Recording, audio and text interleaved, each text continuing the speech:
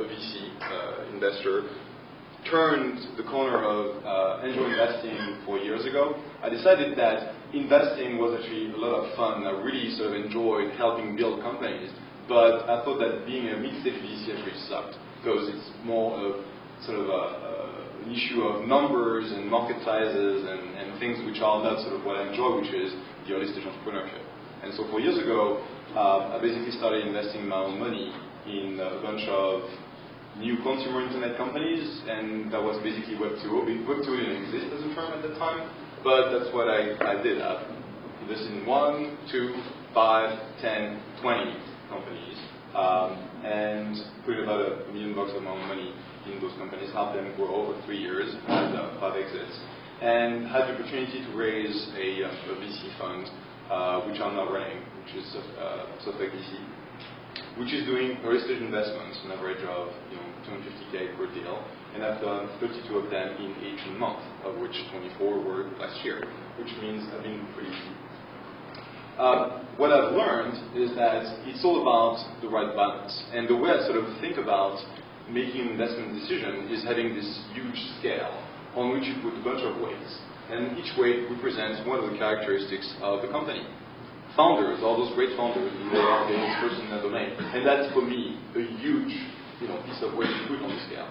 Then you look at the market, the technology, differentiation, and so on and so forth, and at some point the scale will tilt and you will invest. The other approach which I've been using because of the portfolio that I've been building is sometimes not being sure, 100% certain that it's worth the shot, but still, take the shot. And those are really sometimes random, and if you fail, well, you knew, but if you don't, you feel lucky. That sort of leads and sometimes actually, you do have to believe in the value of serendipity in our business. Just to start, 5 years ago, I was sitting at a dinner of Blogon, which was the first blogging technology conference back in Berkeley, and I was really wanting to sit next to Tony Schneider, who had just sold his company to Yahoo. He was a very cool guy, he was in deal flow, and so I was trying to really sort of be next to him and close to him, and guess what? The seats were all taken. So I ended up sitting on this other table where there are a couple of interesting founders, cool guys or whatever, but I was still pissed I wasn't on the other table. But still, I'm a networker, I socialize, I end up sort of listening to those guys who teach me about their company, and guess what? At that table I ended up doing 2 deals. And one of them was a very nice exit to AOL, and the other is a company which is today having 30 million users on the internet. So do not underestimate the value of being all the time, listening to deal flow, ready, available, trying to listen to people, because guess what? That might be your next deal. So that guy who comes to you on the parking lot of Trader Joe's who says, aren't you an investor? I might have a company for you. Listen to him. True story, that happened. Pay it forward is sort of the mentality I've been trying to put in place early on, where like Mike, I was an outsider, didn't know that many people, but had a modest experience and knew a few things that could be helpful to entrepreneurs. And don't even try and put a price to that, or try and sort of figure out, okay, I give this and that, and maybe I can expect this. No, just do it. Just do it, because at the end of the day, you're building good karma in the industry. It's always sort of great to help people, and trust me, whatever goes around comes back around and will be useful to you.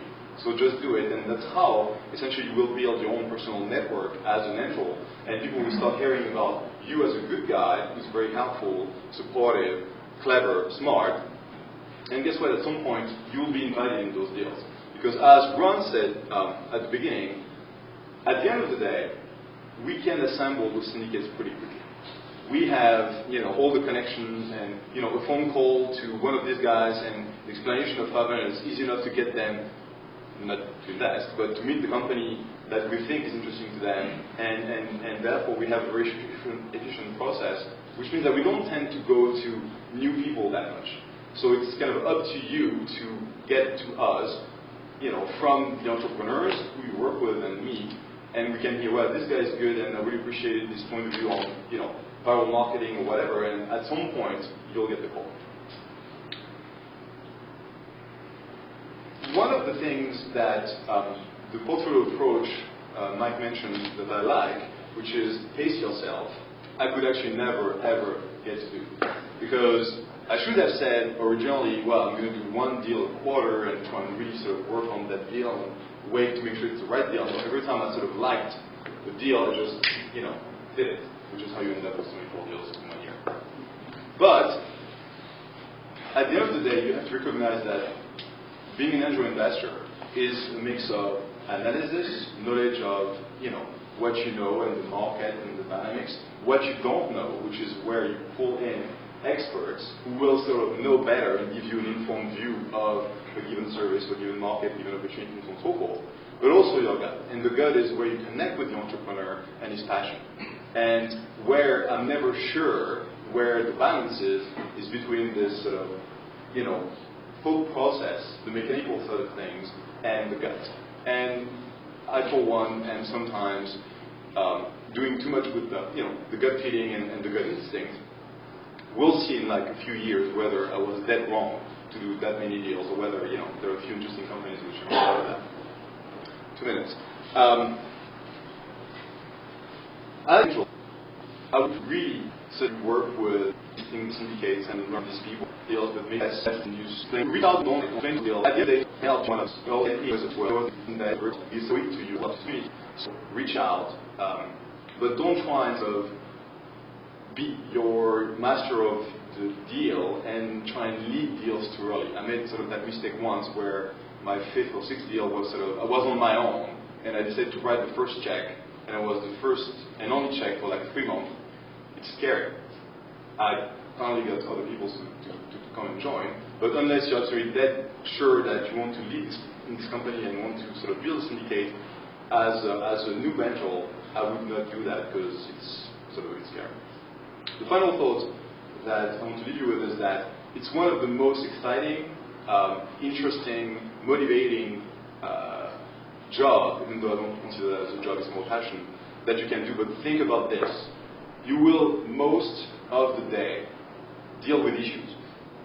Because at the end of the day, as a startup investor, advisor, coach, manager, whatever you call that, you will crank through issues one after the other. And if you have a large portfolio, there's always a fire to deal with at some point. So you have to actually be ready for that, because the moments where you actually have a satisfaction, like the nice exit or the curve which goes like this and the traffic which grows, is only a few seconds that you have to authorize yourself, in a day before you actually go back to the drill and essentially do some work. So you have to be sort of content with dealing with shit 24 hours.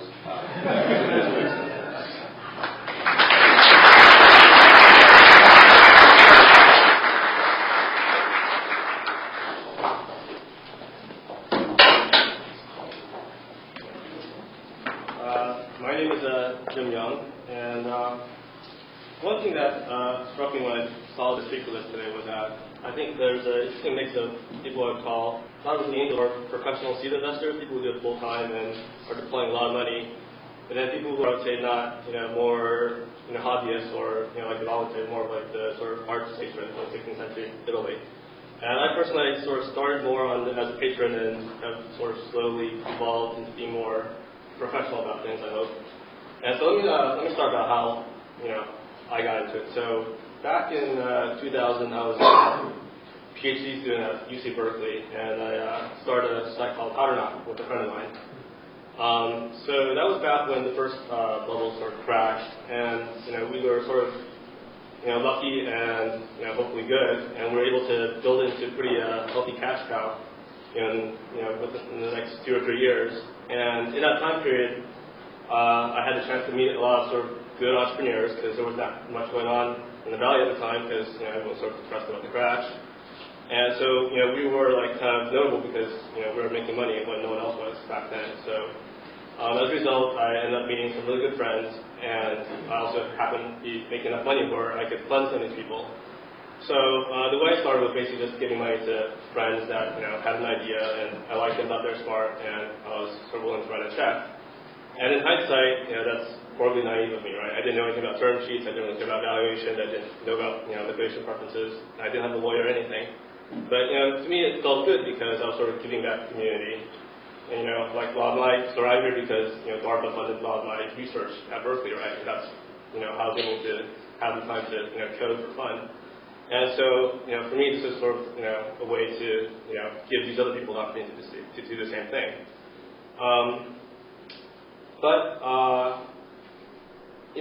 Over time you have to sort of you start looking at the numbers, and I realized I've sort of deployed a lot of money, and you start wondering whether you're going to get it back or not.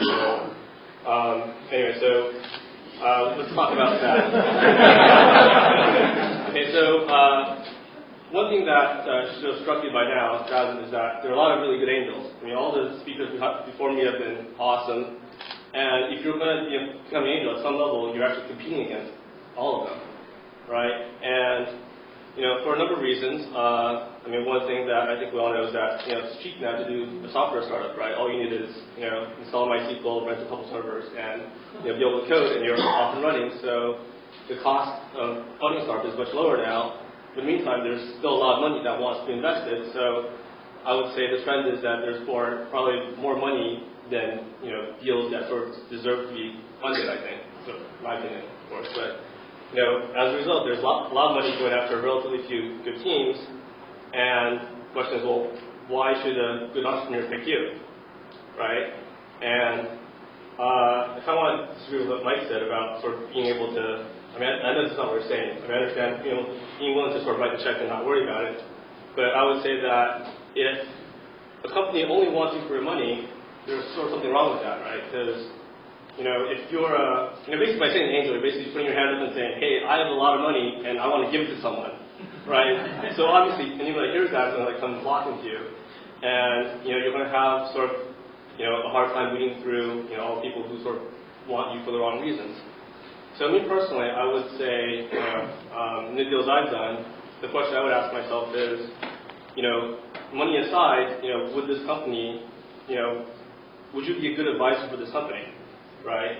Let's say they were making lots of money, they don't need their money. Would they still benefit from your advice? And if the answer is no, I would say that's probably a bad deal.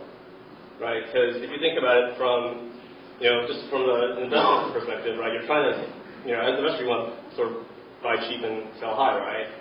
And, basically, and from the perspective of an entrepreneur, you basically get this equity you're trying to sell an investor, and you're trying to get the best, best price for it, right? So, if you have $10 to give someone and someone else has $10, the entrepreneur picks the other guy who has $10 plus contacts, advice, experience, whatever. Why would it take you, right? I mean, if you really have nothing to offer other than money, I would say it's probably a bad deal for you. Let's see. Sorry, I wrote these notes yesterday, and I realized everyone's pretty much said all the same points, so I'm going to try to remix these things. So what's the point about trust? So as someone who's an individual, right, I don't do it full time, right? I started when I was still working at Harvard full time, so I don't have the time to do the diligence to go and sort of look at the numbers, do background checks, whatever it is, to trust someone. And ultimately, as an angel, you're writing a relatively large check to someone that you may or may not know very well. So I would say if you're starting out, especially as an individual, I mean, I think, it might sound sort of naive, but I think giving it to friends or people you've worked with before, I mean, they're known quantities to you, right? You can trust them. You know that if, they screw you over, that, their friends will, give them shit for it, or whatnot. Whereas if some random guy you sort of met online or met at a conference, seen, you met over, drinks and that's it. I mean, to me, that's really risky, right? I mean, just sort of, the analogy is I think taking sort of outside of investing, I'm saying if you meet someone for the first time and the very first thing they do is ask you for money, that's kind of a warning sign, right? And for me, I think it's the same thing. The people that I looked at the deals I've done and the people that have come